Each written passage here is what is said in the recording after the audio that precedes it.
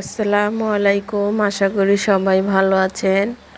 আমি আজকে 2 রকমের টিপাকুলি রেসিপি দেখাবো। এখানে আমি চালের গুঁড়িটাকে মথে নিচ্ছি।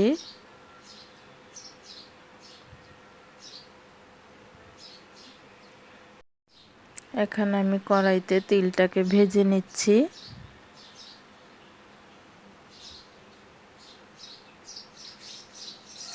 আমার তিলটা কিন্তু ভাজা হয়ে গিয়েছে।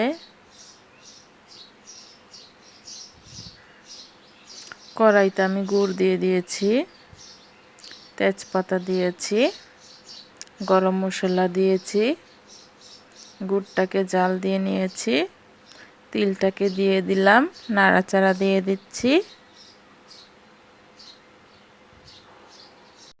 এখানে আমি দিয়ে দিচ্ছি চাল ভাজাটাকে গুঁড়ো করে নিয়েছিলাম, তো আমি সেটাই দিয়ে দিচ্ছি, মিশিয়ে নিচ্ছি নেড়েচেড়ে ভালো করে। এখন আমি দিয়ে দিচ্ছি নারকেল। তখন নেড়েচেড়ে ভালো করে আমি মিশিয়ে নিব।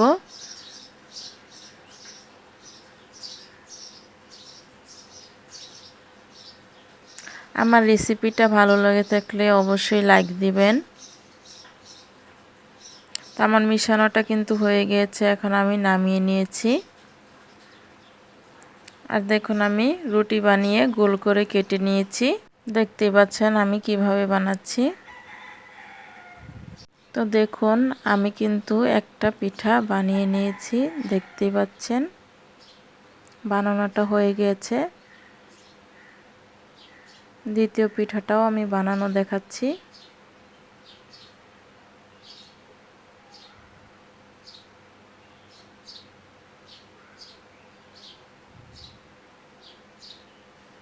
তো দেখুন আমার পিঠাটা বানানো হয়ে গিয়েছে। আমি বানিয়ে নিয়েছি সবগুলো পিঠা। তো দেখুন আমি অল্প তেলে ভেজে নিচ্ছি পিঠাগুলো।